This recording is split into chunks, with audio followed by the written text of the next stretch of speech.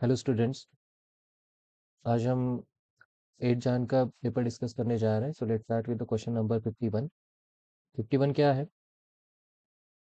Select the correct order for reactivity of the following compounds with HX। Okay, HX का मतलब क्या होता है? H प्लस और X माइनस, और उसमें हमें क्या करना पड़ेगा? X माइनस अटैक करेगा तो वो मोर स्टेबल कार्बोकैटायन पे अटैक करेगा, है ना। तो मान लो यहाँ पे मोर स्टेबल ये बेंजिलिक कार्बोकैटायन है, बेंजिक कार्बोकैटायन है, बेंजिलिक कार्बोकैटायन है, बेंजिलिक कार्बोकैटायन है। तो इसमें हमें क्या करना पड़ेगा कि कौन सा, ये आप ऐसे भी क्वेश्चन समझ सकते हैं जैसे कि हमने जीओसी में देखा था कि कार्बोकैटायन की स्टेबिलिटी। तो आप जानते हैं कि सल्फर पे लोन पेयर होती है, ये न्यूट्रल एटम है, इसके पास भी लोन पेयर होती है, तो ये प्लस आर देगा, ये O माइनस भी प्लस आर देगा। ये सी ट्रिपल बॉन्ड N होता है तो इसका मतलब ये माइनस आर देगा। OH पे लोन पेयर होते हैं, लेकिन देखो ये O माइनस है और ये OH है, तो neutral atom less less plus R देगा देन द निगेटिव, मतलब आयनिक चार्ज, ठीक है। और यहाँ पे है नाइट्रोजन, वो लोन पेयर। तो सबसे पहले तो आएगा ये ऑक्सीजन, तो प्लस आर देगा, तो सबसे पहले कौन आएगा? ये वाला आएगा, मतलब पहले आएगा बी। उसके बाद आएगा, अब देखते हैं, ये तो सी तो सबसे लास्ट में चला जाएगा, सी तो सबसे लास्ट, क्योंकि ये माइनस आर। तो जो कार्बोकैटायन को इलेक्ट्रॉन डोनेट करते हैं वही उसकी स्टेबिलिटी को बढ़ाएंगे, तो माइनस आर तो नहीं बढ़ाएगा। उसके बाद बात आती है कि SNO, है ना, इसमें तीनों न्यूट्रल है, देखो SH NH2 और OH। तो इसमें न्यूट्रल कौन? न्यूट्रल तीनों ही है, लेकिन जिसकी इलेक्ट्रोनिगेटिविटी कम होती है, जिसकी इलेक्ट्रोनिगेटिविटी कम होती है, लेस होती है, वो ज्यादा लोन पेयर को दे पाएगा, मतलब प्लस आर दे पाएगा, है ना। जिसकी इलेक्ट्रोनिगेटिविटी ज्यादा वो तो कम, है ना। इसीलिए मैं यहाँ पे किसकी इलेक्ट्रोनिगेटिविटी ज्यादा है देखो, तो बी के बाद यहाँ पे आप देख सकते हो कि सल्फर अपने इलेक्ट्रॉन देगा या नाइट्रोजन देगा, या सल्फर अपने इलेक्ट्रॉन देगा, नाइट्रोजन देगा, या कौन सा है? ऑक्सीजन है। तो इसमें बी सबसे टॉप पे होना चाहिए, सी सबसे लास्ट, ये तो हमें कंफर्म पता है। तो बी सबसे टॉप में कहाँ पे? तो ए चला गया ऑप्शन, ऐसे इलिमिनेट करना भी सीखिए, और ये भी चला गया, है ना। और सी सबसे लास्ट में चाहिए, देखो इधर ई लास्ट में है, इधर ई लास्ट में है, तो सी लास्ट में कहाँ पे? तो ये डेफिनेटली फर्स्ट ऑप्शन हो गया, लेकिन बाकी पे भी ऑप्शंस आपको देखने पड़ेंगे। ये तो फर्स्ट, देखो यहाँ पे ई ही है लास्ट में।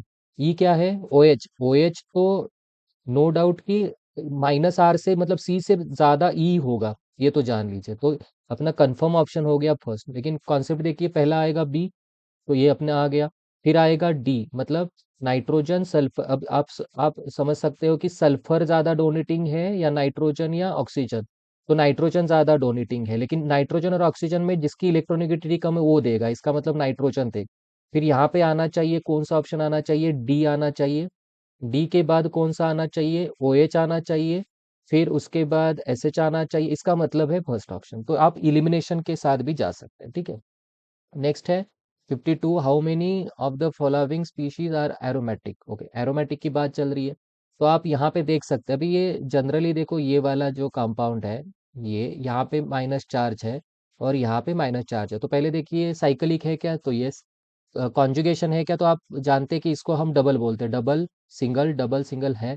अब टू पाई पाई इलेक्ट्रॉन कितने हैं? देखिए पाई इलेक्ट्रॉन, तो ये काउंट करते हैं हम एनायन के, 1 2 3 4 5 6, 6 पाई इलेक्ट्रॉन, है ना। तो यहाँ पे 6 पाई इलेक्ट्रॉन है, 6 पाई इलेक्ट्रॉन, तो ये हो जाएगा एरोमेटिक। तो एक हो गया। यहाँ पे देख सकते हैं आप, ये वाला, यहाँ पे कौन सा है? प्लस चार्ज है, प्लस चार्ज और डबल बॉन्ड, तो ये इसमें देखो, ये साइक्लिक है क्या? है। कॉन्जुगेशन है क्या? तो प्लस को हम बोलते हैं डबल, डबल सिंगल है। कितने इलेक्ट्रॉन है? देखो 2 पाई इलेक्ट्रॉन है, 2 पाई इलेक्ट्रॉन है, इसमें आ गए 2 पाई इलेक्ट्रॉन। तो हक्कल रूल क्या बोलता है हमें? जिसके पास 4n+2 पाई इलेक्ट्रॉन होंगे वो एरोमेटिक होना चाहिए। तो n इक्वल टू 0 पुट करेंगे तो 2 होगा, 1 पुट करेंगे तो 4 1 4 + 2 6 होगा, फिर 4 2 8 10 होगा, है ना, ऐसे जाएगा। इसके पास 2 है तो ये भी एरोमेटिक है। यहाँ पे देखिए, मैं इधर ही समझा देता हूँ, 2 2 4 और 6 पाई इलेक्ट्रॉन। यहाँ पे देखिए 2 और ही 4 पाई इलेक्ट्रॉन। यहाँ पे देखिए 6 पाई इलेक्ट्रॉन। यहाँ पे देखिए ये पॉजिटिव चार्ज है। आप अगर यहाँ पे देखेंगे तो इधर प्लस चार्ज है, इसका मतलब ये ये कॉन्जुगेशन है, लेकिन कितने पाई इलेक्ट्रॉन आ गए? 4 पाई इलेक्ट्रॉन। यहाँ पे देखिए एक इधर पॉजिटिव चार्ज है, तो 2 4, यहाँ पे 6 पाई इलेक्ट्रॉन आ गए। यहाँ पे देखिए ये कॉन्जुगेशन नहीं है तो ये नहीं होगा एरोमेटिक। ये दो और यहाँ पे नाइट्रोजन पे लोन पेयर होगी, तो 1 2 3 4 5 6 पाई इलेक्ट्रॉन, है ना। और और यहाँ पे आप देख सकते हो, ये भी देखो सिंगल डबल है, और ये नाइट्रोजन पे लोन पेयर है, तो 2 4 5 6 7 8 9 10 पाई इलेक्ट्रॉन, 10 पाई इलेक्ट्रॉन, है ना। कितने एरोमेटिक हो गए देखते हैं। देखिए सबसे पहले कौन सा होगा, 1 2 3 4 5 6 और 7। So first option is the correct option. Okay, चलिए। नीट 23 में ऐसा क्वेश्चन था, लेकिन सिंपल से एनसीईआरटी बेस्ड दिए थे, ठीक है। Let's move towards the next question. Question number 53 बोल रहा है कि which of the following selected chains is corrected for the name. Okay, name. तो नेम में आप जानते हैं सबसे हायर मोड पे कौन चलता है, कार्बोक्सिलिक एसिड चलता है, COH। तो इसको 1 नंबर हमेशा चाहिए, तो इसको 1 चाहिए। और अभी लॉन्गेस्ट चेन देखिए, लॉन्गेस्ट चेन किसकी बनेगी, ये तो 4 नहीं, ऐसे जाएगा 1 2 3 4 5 6 हो रहे, 6 कहाँ पे दिख रहे हैं आपको, फोर्थ ऑप्शन। ओके, याद रखना।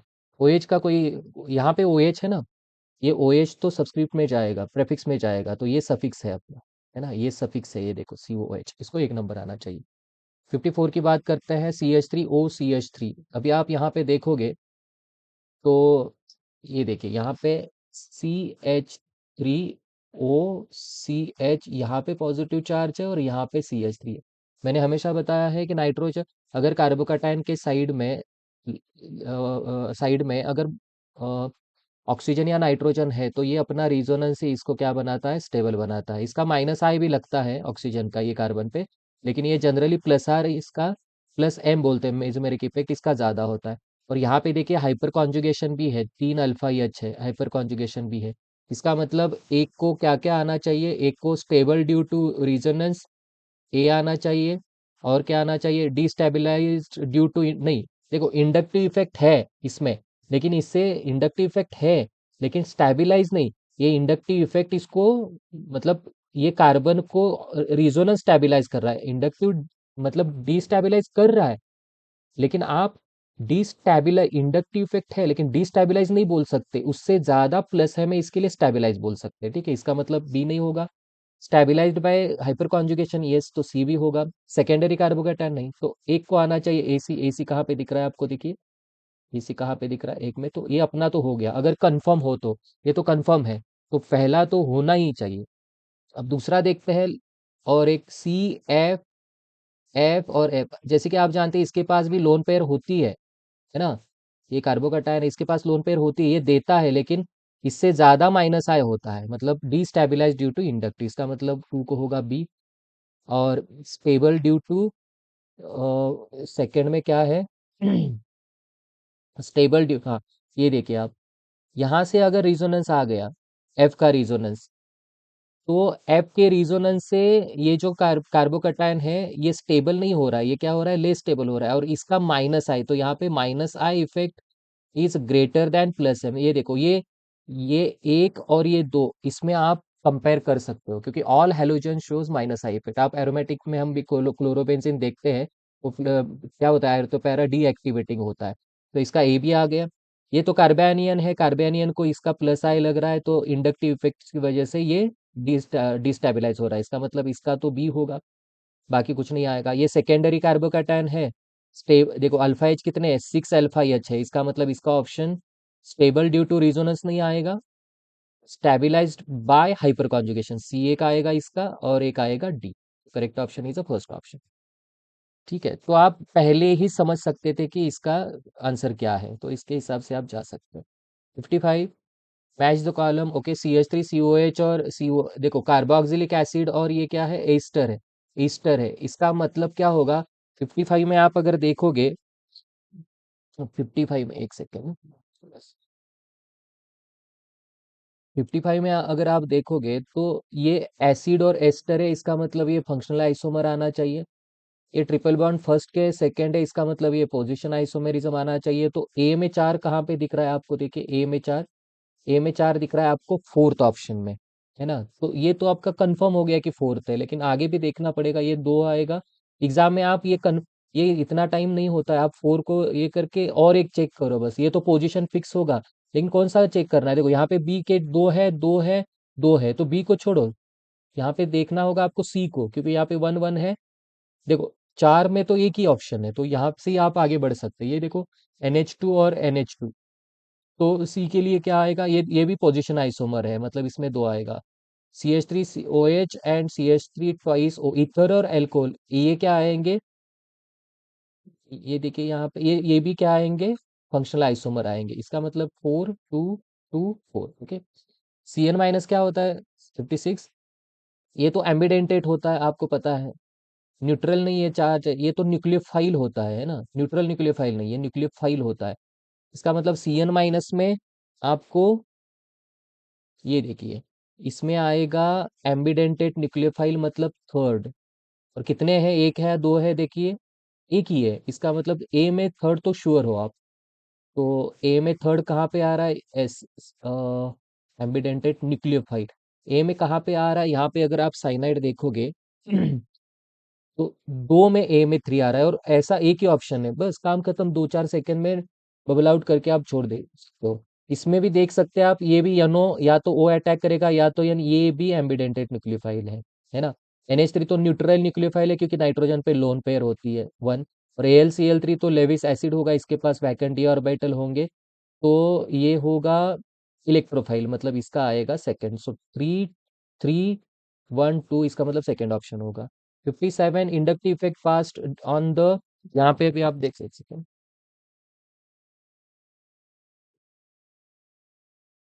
Inductive effect fast on to the subsequent bonds, A सही है।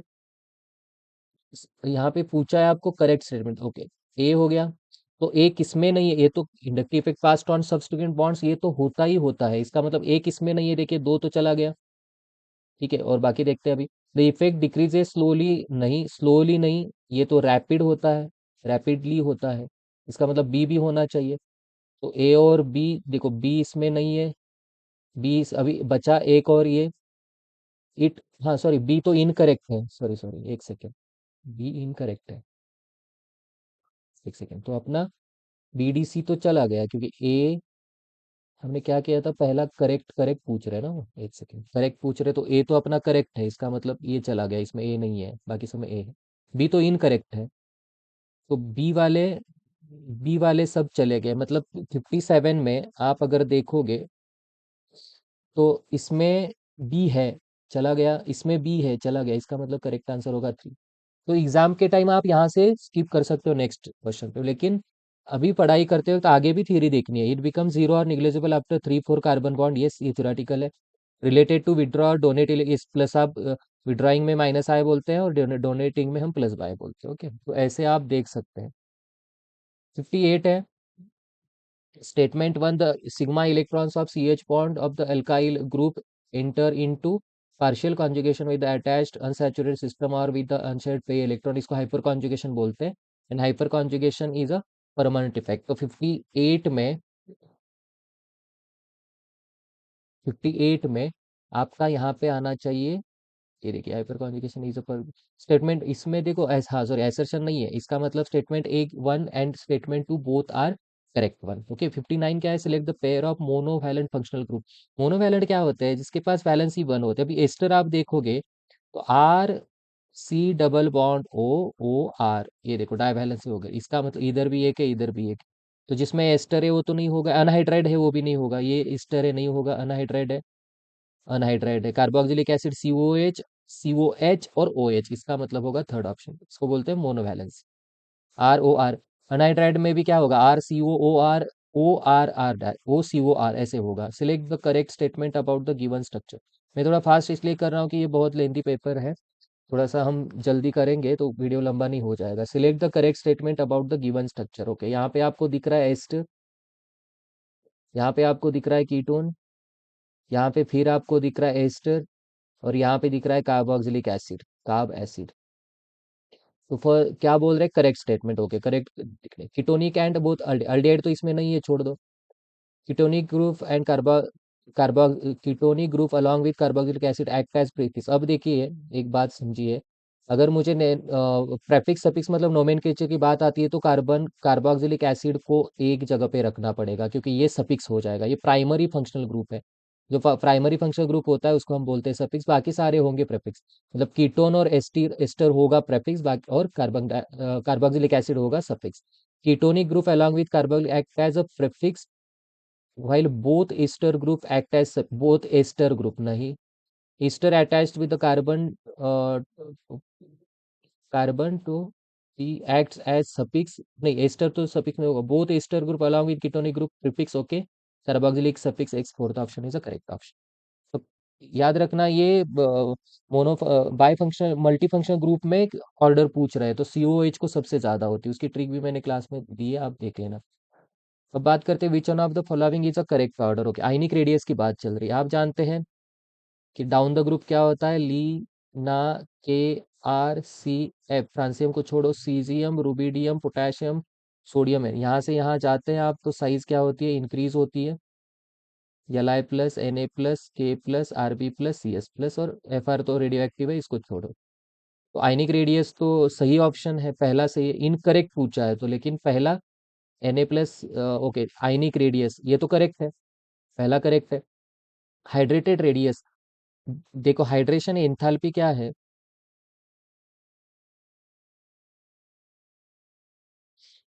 लिथियम को अगर अगर आप एक्वियस मतलब पानी में डालोगे, देखो ये साइज है गैसियस फेज में, याद रखना गैस फेज में ये साइज में बता रहा हूँ। अगर इसको पानी में आप डालोगे तो ये हाइड्रेशन एनर्जी ज्यादा करता है, मतलब ये पानी के बॉन्ड अपने भीतर अपने सराउंड में ज्यादा बढ़िया करता है ध्यान the Na plus, Na plus का पानी का सराउंडिंग इतना ही होगा। तो हाइड्रेशन एनर्जी जब पानी में डालोगे तो Li plus aqueous is more in size than Na plus than K plus than all, है ना।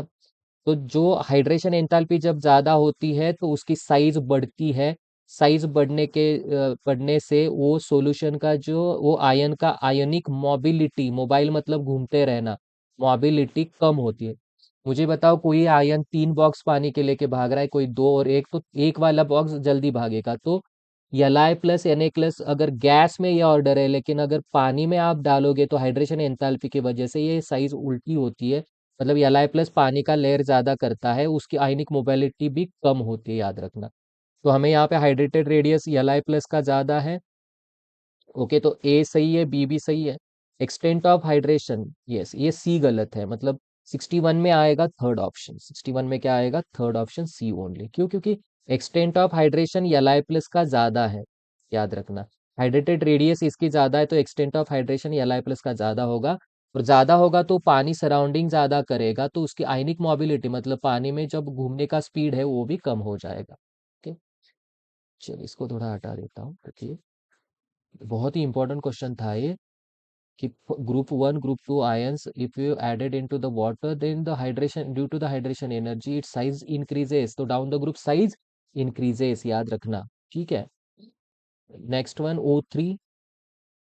O3 का स्ट्रक्चर कैसे होता है बताइए, O डबल बॉन्ड O, और यहाँ पे कोऑर्डिनेट बॉन्ड होता है, यहाँ पे लोन पेयर ऑक्टेट की वजह से ये, इसका मतलब इसमें कोवैलेंट बॉन्ड भी होगा एक, फिर कोऑर्डिनेट बॉन्ड भी होगा मतलब दो, हाइड्रोजन बॉन्ड नहीं होगा और आयनिक बॉन्ड भी नहीं होगा, एक दो मतलब ए में एक दो चाहिए, ए में एक दो मतलब एक चला गया, कंफर्म है हम उसमें, दो भी चार भी चला गया। अब यहाँ पे देखिए एक दो है और बी में दो चार है, चलो बी चेक करते हैं। H2O का स्ट्रक्चर होता है HOH, इसमें ये लोन पेयर होता है, इसमें सिर्फ कौन सा होगा, हाइड्रोजन बॉन्ड होगा दूसरे के साथ, O के साथ, है ना, HH, और कोवैलेंट बॉन्ड, इसका मतलब इसका होगा एक और तीन, एक और तीन, इसका मतलब एक तीन कहाँ पे दिख रहा है आपको, देखिए एक बी में क्या चाहिए, 1 and 3, देखो थर्ड ऑप्शन इज कंफर्म।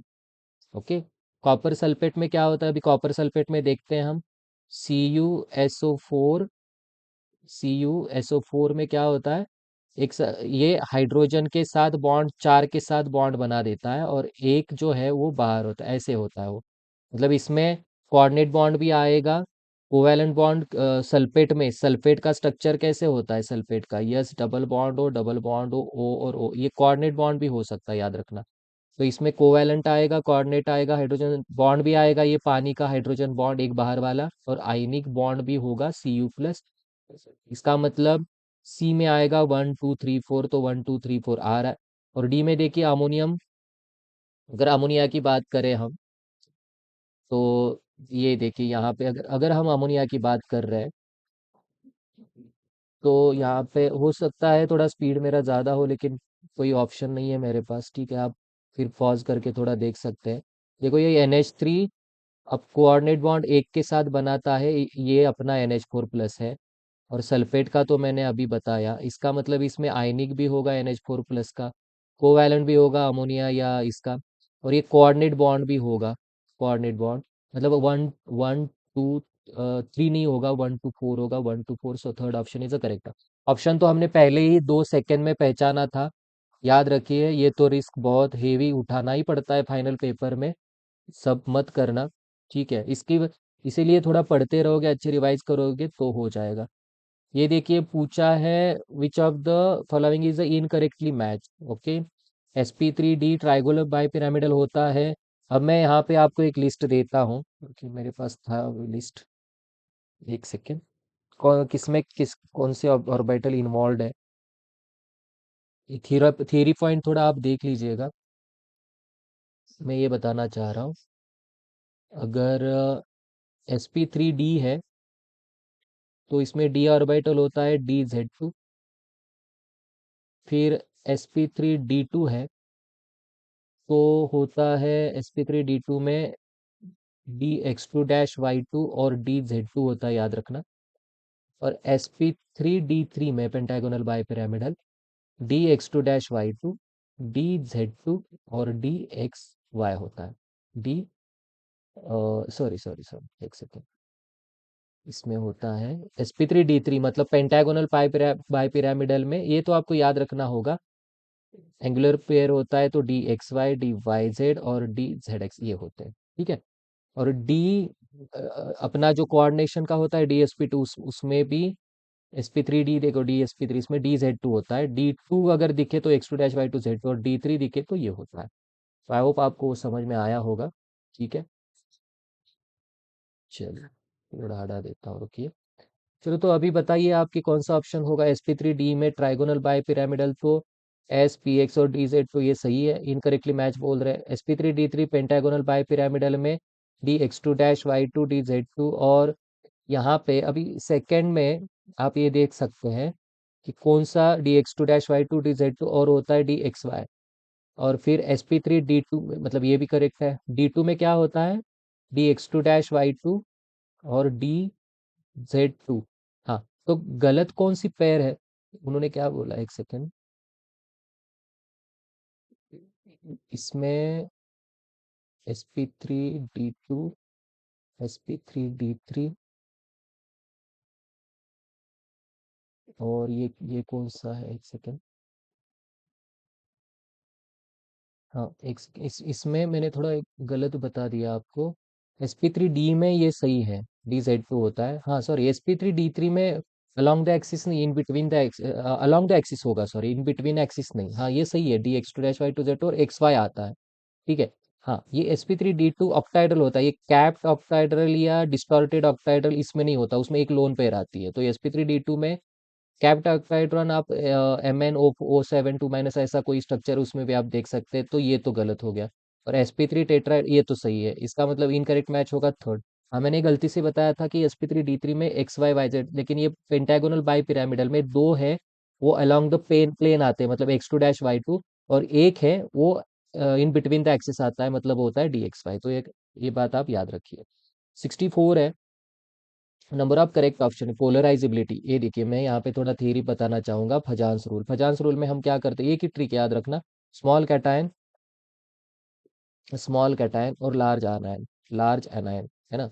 ये अगर मैच है होता है तो हाई स्मॉल कैटायन, कैटायन के पास होती है पोलराइजिंग पावर, पोलराइजिंग पावर, और ये एनायन के पास होता है पोलराइजेबिलिटी, पोलराइजेबिलिटी। ठीक है, तो ये कैटायन स्मॉल होता है और एनायन अगर ये बिगर होता है तो ये इसके इलेक्ट्रॉन खींचता है और ये ऐसे पोलराइज होता है। तो इससे क्या होता है, कोवैलेंट कैरेक्टर बढ़ता है, याद रखना, कोवैलेंट कैरेक्टर, कैरेक्टर इंक्रीज होता है, इंक्रीजेस। और आयनिक कैरेक्टर, आयनिक कैरेक्टर क्या होता है, डिक्रीज होता है। ठीक है, तो जितना स्मॉल कैटायन होगा वो हाई पोलराइजिंग पावर देगा, जितना लार्ज एनायन होगा वो हाई पोलराइजेबिलिटी देगा, और उससे क्या होगा, कोवैलेंट कैरेक्टर ज्यादा होगा। तो यहाँ पे बोल रहे हैं कि I minus B R minus C L minus C F minus, आप जानते हैं जितना बिगर एनायन है उसकी पोलराइजेबिलिटी ज्यादा, तो ए यहाँ पे correct option, number of correct option पूछे हैं, तो एक हो गया, एक हो गया। L I plus N A plus K plus R B, polarisation power, polarisation, polarising power और पोलराइजेशन पावर ये किसकी होती है, स्मॉल कैटायन होना चाहिए। तो लीन आके आरसीएफ, ओके, ये भी सही है। L I C L B C L B C L three C C L, decreasing ionic character, okay, पहले हम फजान रूल से कोवेलेंट कैरेक्टर निकालते हैं। देखो क्लोरीन तो सेम है, तो क्लोर एनायन को भूल जाओ। तो एल आई प्लस कौन देखना है आपको, एल आई प्लस है, बी प्लस टू है, बी प्लस थ्री है, और सी प्लस फोर है। तो एटॉम हम प्रेडिक्टेबल में देखते हैं कि जितना पॉजिटिव चार्ज होगा उतनी साइज कम होगी, तो छोटा कौन होगा, छोटा सी प्लस टू होगा। तो इसकी, ये छोटा है तो इसका पोलराइजिंग पावर ज्यादा होगा, मतलब कोवैलेंट कैरेक्टर इसका हाई होगा। इसका मतलब आयनिक कैरेक्टर लेस होगा। इसका मतलब यहाँ से यहाँ जाते हो तो आयनिक कैरेक्टर डिक्रीजेस, तो डिक्रीजिंग आयनिक कैरेक्टर, ये भी सही है। और H2 माइनस, और ये हाँ चलो, तो ये फजांस रूल के रिगार्डिंग हो गया, बहुत ही इंपॉर्टेंट। ये देखो इसमें फजांस रूल सारा कवर हो गया, ठीक है। तो आप इसको अच्छे से देख सकते हैं, यही बस याद रखना, ठीक है।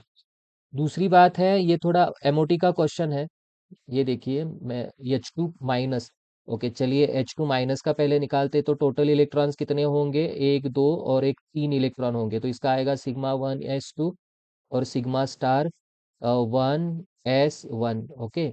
और H2 प्लस का क्या आएगा, कितने टोटल इलेक्ट्रॉन होंगे, तो दो में से एक चला गया, एक, इसका मतलब σ1s1 होगा। तो इसकी बॉन्ड ऑर्डर होगी Nb-Na, मतलब 2-1/2, इसका मतलब होगा हाफ। और इसकी बॉन्ड ऑर्डर होगी 1-0/2, इसका मतलब ये भी होगा हाफ। तो आप समझ सकते हैं कि बॉन्ड ऑर्डर, देखो bond order inversely proportional to bond length, directly proportional to stability, stability, है ना। लेकिन अब यहाँ पे देख सकते हैं आप बॉन्ड ऑर्डर जो कि यहाँ पे सेम है, 0.5 तो याद रखना, स्टार में, मतलब इसको बोलते हैं हम anti bonding molecular orbital, HOMO LUMO highest occupied या मॉलिक्यूलर ऑर्बिटल या लोएस्ट अनऑक्यूपाइड।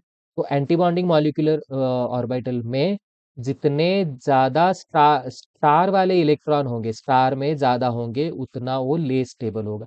तो आप ये देख सकते हैं बॉन्ड ऑर्डर यहाँ पे सेम है, लेकिन ये देखिए स्टार में एक इलेक्ट्रॉन है, यहाँ पे स्टार में इलेक्ट्रॉन है ही नहीं। तो स्टेबल कौन हुआ, जिसके पास मतलब मैं कब बोल रहा हूँ, जब स्टेबिलिटी की बात आती है, अगर बॉन्ड ऑर्डर सेम है तो आपको क्या करना पड़ेगा, स्टार वाले इलेक्ट्रॉन काउंट कर, जिसके पास स्टार वाले इलेक्ट्रॉन ज्यादा है वो लेस स्टेबल होगा। तो H2 minus is less stable then H2 plus, तो ये भी सही है। तो 64 में अपना आंसर आ रहा है। 64 में कितने, क्या पूछ रहे, number number of correct option, तो फोर, फोर मतलब ये फोर्थ ऑप्शन। देखो मैं ये थोड़ा एमओटी भी मैंने रिवाइज कर दिया, तो इसमें थोड़ा टाइम जाएगा, लेकिन देखो ये परफेक्शन आएगा आप में, क्योंकि उसमें ही बहुत आईएमपी क्वेश्चंस है, याद रखना। तो एक एक जहाँ पे थ्योरी की जरूरत हो रही है मैं पढ़ा रहा हूँ, अगर आपको थ्योरी पता है, मान लो भजात रूल ये वो पता है, तो आप आगे बढ़ सकते हैं, नो इश्यूज, ठीक है। चलिए नेक्स्ट क्वेश्चन की तरफ चलते हैं, question number 65। ICl2 minus, NH2 minus और I3 माइनस और सल्फेट माइनस, ओके। यहाँ एक सेकेंड, मुझे यहाँ पे थोड़ा एक्स्ट्रा पेज लेना पड़ेगा।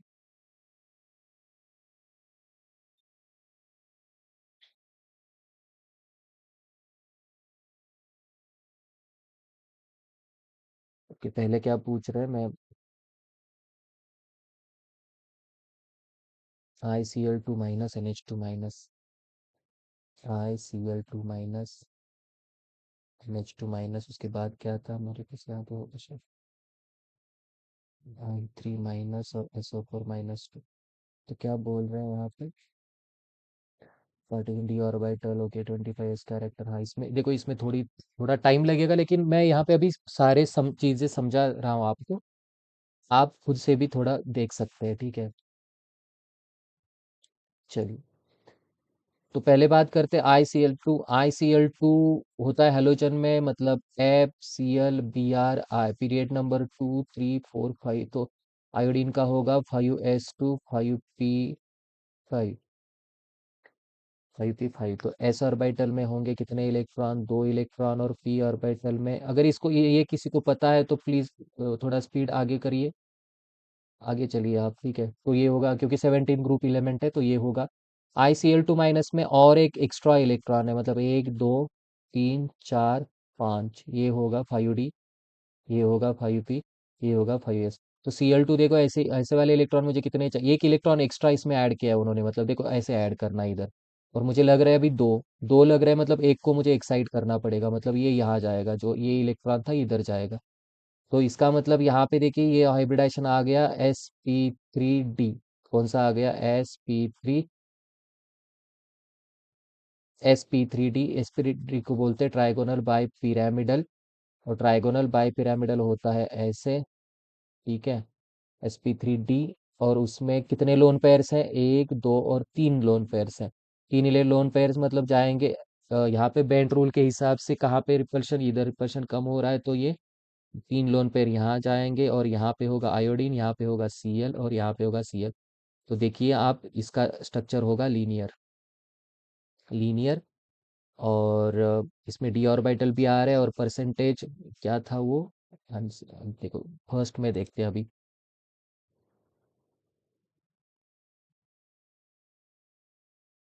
सॉरी, एक सेकंड, थोड़ा टाइम दीजिए, ऊपर चला गया बहुत। हाँ, participation of d orbitals in hybridisation.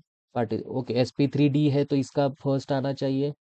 और देखते हैं, hybrid orbital content 25% S character. देखो sp3d, 1 3 1 3 2 5, 100 डिवाइडेड बाई 5 कितना आ रहा है? 20। तो इसमें 20 का एक पार्ट, मतलब 20% आ रहा है, 25% नहीं आ रहा है, तो ये नहीं होगा। Third, central atom contains lone pair of electrons. Yes, 3 lone pair थे, तो यस इसका 3 भी आएगा। नॉन लीनियर ज्योमेट्री नहीं, ज्योमेट्री लीनियर होगी। तो 65 में आप जैसे देख सकते हैं कि ए में क्या आ रहा है? 1 और 3, 1 और 3 कहाँ कहाँ आ रहा है? सब में आ रहा है, चलो ठीक है। हाँ नहीं, एक तो हट गया, देखो ए हट गया, 1 3 1 3 1 3, चलो मतलब एक तो चला गया। अब बी का देखते हैं, NH2 माइनस। ओके, अब NH2 माइनस को कैसे करोगे? देखो, NH2 माइनस, जैसे कि आप जानते हैं कि यहाँ पे नाइट्रोजन 7 होता है, 3s2 3p3। तो S3s में 2 इलेक्ट्रॉन, P में 3 इलेक्ट्रॉन, 3p 3s, इसमें 3 इलेक्ट्रॉन, 3। और एक माइनस बाहर से लिया है तो ये यहाँ पे ऐड करो। ठीक है, और यहाँ पे आएगा 3d। ठीक है, अभी के लिए मैं लिख रहा हूँ। तो मुझे ऐसे वाले इलेक्ट्रॉन कितने चाहिए? 2 हाइड्रोजन है, मोनोवैलेंट, मोनोवैलेंट है, तो 2 चाहिए, 2 अपने पास ऑलरेडी है, खत्म। ये होगा sp3, sp3 होगा, और sp3 मतलब टेट्राहेड्रल, ऐसे होगा। और उसमें 2 लोन पेयर, मतलब 2 लोन पेयर ऐसे अगर लोगे आप, तो NH और इस पे चार्ज आएगा -1, तो ये होगा बेंट शेप। क्या होगा? Bent shape. चलो अभी चेक करते हैं options one by one. NH2 minus, participation of D orbital नहीं, एक तो नहीं होगा, उसमें sp3 है, hybrid orbital content. Okay, sp3 में कितना होगा? 3 + 1 4, 100 डिवाइडेड बाई 4, 25% का पार्ट एक, मतलब 25। तो इसमें 2 आएगा। फिर आएगा central atom contains lone pair of electrons, है उसमें इसीलिए तो बेंट आ रहा है, मतलब 3 भी होगा। नॉन लीनियर ज्योमेट्री, यस, क्योंकि वो बेंट है, तो 2 3 4, 2 3 4 यहाँ पे दिख रहा है मुझे, 2 3 4 यहाँ पे दिख रहा है, 1 2 4 ये चला गया, इसमें थोड़ा टाइम लगेगा। अब देखते हैं I3 माइनस को। चलिए I3 माइनस का देखते हैं, एक सेकंड इसी को ही हटा देता हूँ मैं।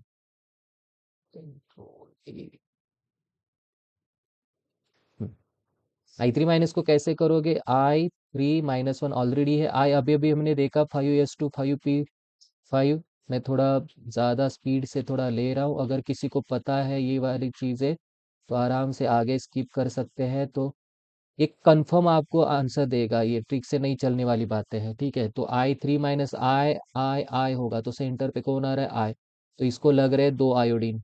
ठीक है, 2 आयोडीन मतलब ऐसे वाले इसको लगेंगे 2 इलेक्ट्रॉन, और ये माइनस वाला इलेक्ट्रॉन जाएगा इधर, और ये 5d। ठीक है, 5d। तो मुझे चाहिए दो इलेक्ट्रॉन ऐसे वाले, आपके पास एक भी नहीं है, तो इसको एक्साइट करो जो एक्स्ट्रा था। ये देखो, ये आ गया sp3d, ट्राइगोनल बाई पिरामिडल, यहाँ पे आयोडीन होगा। कितने लोन पेयर, लोन पेयर एक दो तीन, तीन लोन पेयर, तीन लोन पेयर, और यहाँ पे आयोडीन, यहाँ पे आयोडीन। तो देखिए इसका हो गया लीनियर फिर।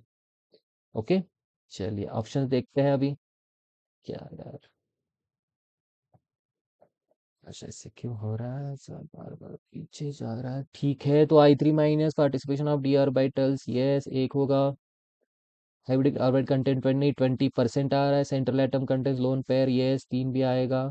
लॉन लीनियर ज्योमेट्री नहीं, तो एक तीन इसको भी आएगा, मतलब एक तीन एक तीन, देखो ये एक तीन है, यहाँ पे क्या आ रहा है दो चार, तो करेक्ट ऑप्शन होगा सेकंड। चलो SO4 को भी देखते हैं। SO4 को मैं इधर ही बना देता हूँ। लेवी स्ट्रक्चर याद रखना है। देखो ये ऐसे लेवी स्ट्रक्चर होता है इसका, तभी आप ये SO4 को पहचान पाओगे। तो देखिए सल्फर का होता है 16 16, मतलब 3s2 3p4।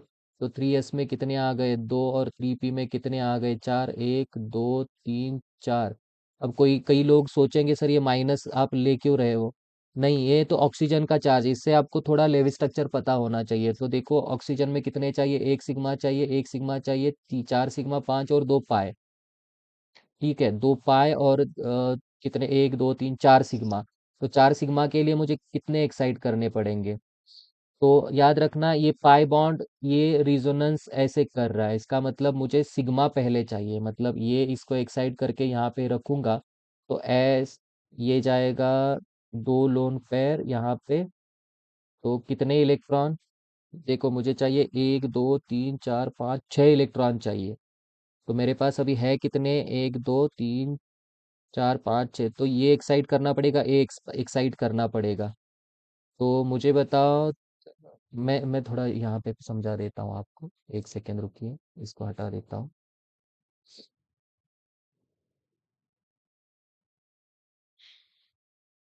देखिए SO4 - 2, यहाँ पे 3s2 3p4, तो 3s यहाँ पे आ गया, 3p एक दो तीन, 3p 3s, इसमें चार आ गए, एक दो तीन और चार।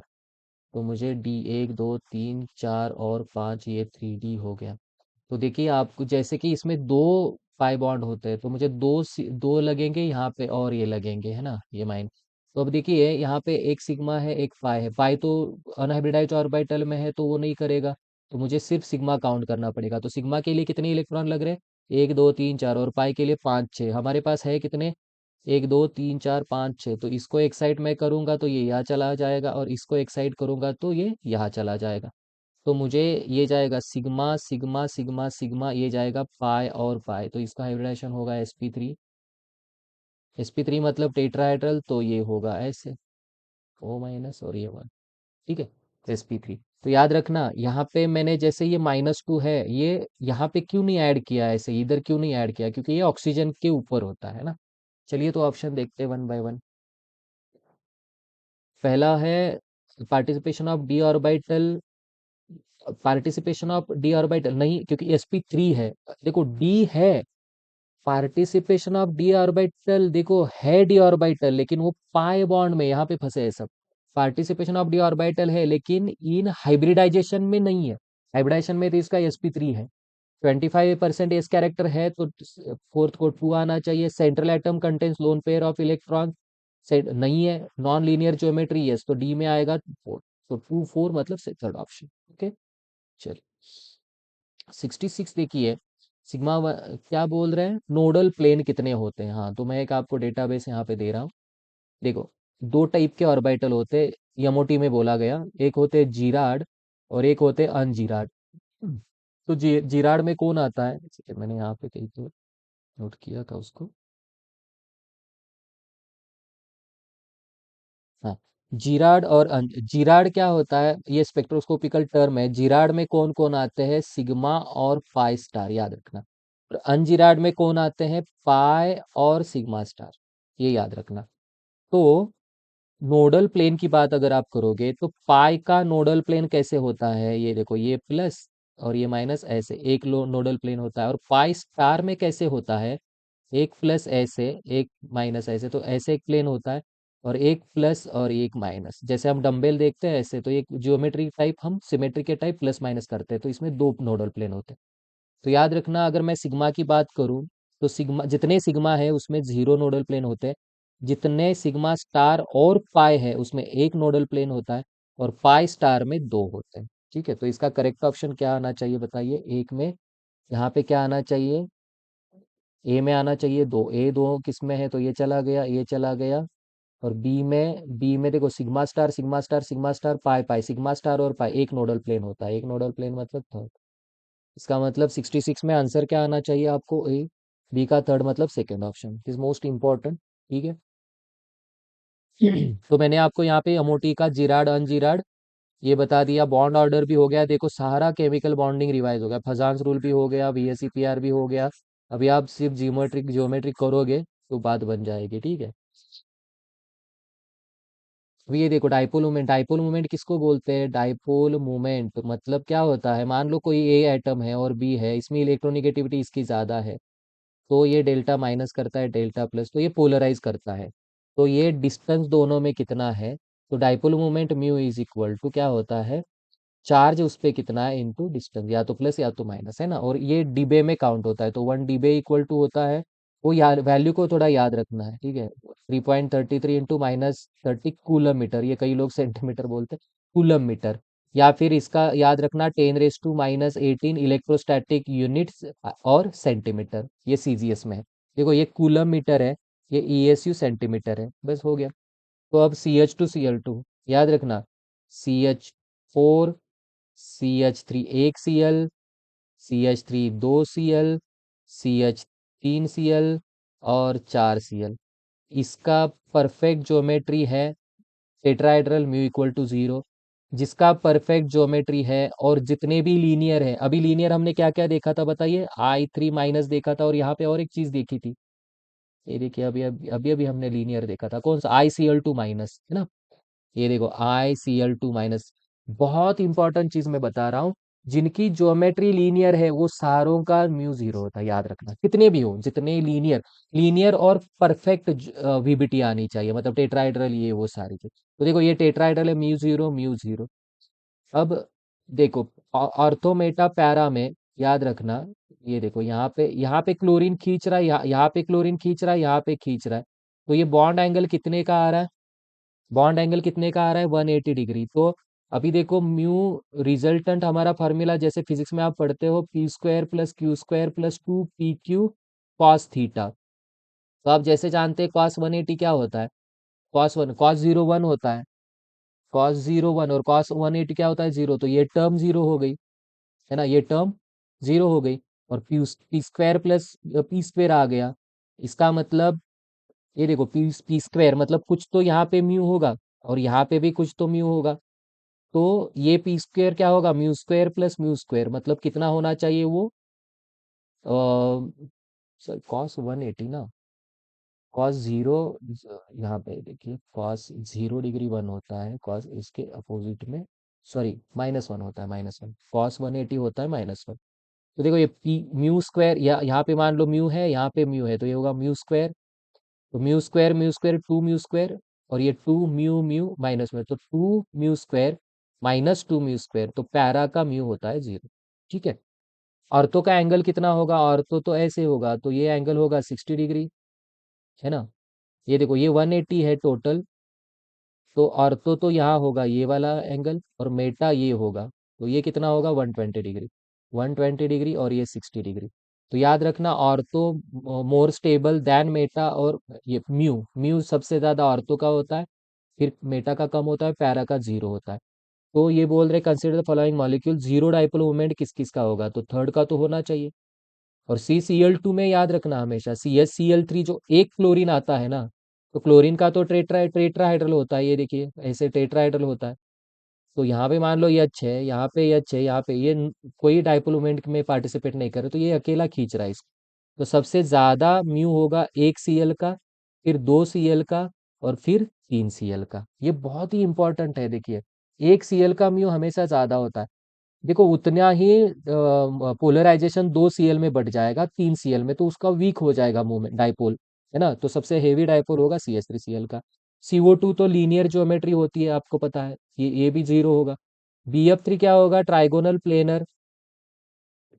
SP3 ये तो परफेक्ट ज्योमेट्री, इसका भी जीरो होगा। और CH2Cl2 कुछ तो म्यू देगा, मतलब 2 3 4। क्या आंसर आना चाहिए? 2 3 4, option number 4। Okay, great question. देखो डाइपोल मूवमेंट भी रिवाइज हो गया यहाँ पे, ठीक है। The molecular shape of SF4CF4 XeF4R। Okay, SF4CF4 और XeF4।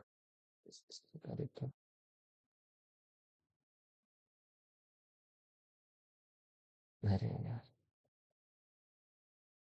जाने आज टाइम इतना, ये फिर से वापस क्यों जा रहा है पता नहीं। SF4, चलो मैं इधर ही समझा देता हूँ, ठीक है, मैं चाहता तो जगह बहुत लगे।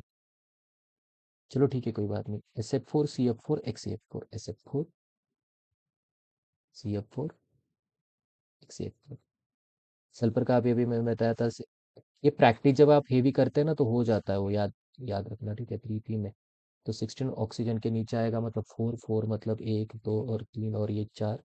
यहाँ पे डी होगा 1 2 3 4 5। देखो कितना टाइम लगा। अभी फ्लोरीन, मतलब ऐसे वाले 4 इलेक्ट्रॉन चाहिए है दो, इसको एक्साइट करना पड़ेगा। इधर चला गया sp3d, मतलब यहाँ पे सल्फर होगा, ये वाला sp3d। कितने लोन पेयर बचे? एक लोन पेयर ही जाएगा इधर, और ये बन जाएगा टी शेप। क्या बन जाएगा? T shape. मतलब यहाँ पे होगा fluorine fluorine fluorine fluorine. Okay, CF4 तो ऑक्टाइडल होगा, सॉरी टेट्राइडल होगा, ये तो परफेक्ट ज्योमेट्री आएगी। टेट्राइड। जीनॉन का होगा, जीनॉन तो इनर्ट गैस है। Helium, neon, argon, krypton, xenon. 1 2 3 4 5, 5s2 5s6। थोड़ा मैं स्पीड से इसीलिए ले रहा हूँ, ये सबको पता होता है, लेकिन जिनको पता नहीं है वो थोड़ा स्पीड कम कर, नहीं स्पीड नहीं कम करना, मैं लिख रहा हूँ बस, बाकी सारी चीज़ें मैं लिख रहा हूँ, बाकी कुछ नहीं कर रहा। 1 2 3 4 5, सॉरी सॉरी सॉरी, ऐसे नहीं होता ना। इसका क्या होगा? 5 5p6। ओके, मुझे ऐसे वाले इलेक्ट्रॉन कितने चाहिए? XeF4, मतलब 4 इलेक्ट्रॉन चाहिए, 4 चाहिए तो मुझे 2 एक्साइड करने पड़ेंगे। एक यहाँ चला गया, एक यहाँ चला गया, sp3 क्या आ गया? sp3d2, इसका मतलब डायड्रल। और लोन पेयर आएंगे कितने? 1 2 3 लोन पेयर आएंगे। ओके, 3 लोन पेयर, एक नहीं कितने? 2 लोन पेयर, 2 लोन पेयर जाएंगे इधर, और ये बन जाएगा, यहाँ पे जाएगा एफ, यहाँ पे जाएगा एफ, यहाँ पे जाएगा एफ। ओके, 2 लोन पेयर के साथ ये बनेगा ऑक्टाहेड्रल, ऑक्टाहेड्रल और स्क्वायर प्लेनर। क्या बनेगा? Square planar. चलिए अभी वो क्वेश्चन क्या बोल रहे हैं देखते हैं। एसएफ4 में ट्राइगोनल बाइपिरामिडल एक लोन पेयर थी, 1 0 और 2 लोन पेयर, 1 0 2 1 0 2 4। ओके, सो 68 में क्या आंसर आना चाहिए? 68 में fourth option is a correct option. CH4 NH3 and H2O molecules. Okay, CH4 NH3 H2, इसमें तो 2 लोन पेयर है, इसमें एक है। तीनों का हाइब्रिडाइजेशन sp3 है, लेकिन इसका एक लोन की पेयर की वजह से पिरामिडल, और 2 लोन की पेयर की वजह से पेंट। तो ये टेट्राहेड्रल लिंकेज होता है। लेकिन जब ये बॉन्ड एंगल होता है 109 डिग्री, 109.5 डिग्री। जैसे जैसे लोन पेयर बढ़ते जाते हैं, lone pair bond pair repulsion बढ़ता है, इसका होता है 107 डिग्री। और दूसरा भी लोन पेयर बढ़ गया और लोन पेयर बढ़ेगा, repulsion, lone pair bond pair repulsion बढ़ेगा 105 डिग्री। क्या बोल रहे थे? The HOH bond angle in H2 is smaller, smaller than NH। Okay, उन्होंने बोला है फॉल्स स्टेटमेंट, तो पहला तो करेक्ट है। SCH bond angle CH4 is larger, ये सही है। इस bond CH4, HNH bond and H bond are in H2 are all greater than 90। Yes, ये तो करेक्ट है। HOH bond angle in H2 is larger, नहीं H2O का बॉन्ड होता है 105। ओके, फोर्थ फॉल्स है, तो करेक्ट आंसर अपना होगा 4। ठीक है, ठीक है।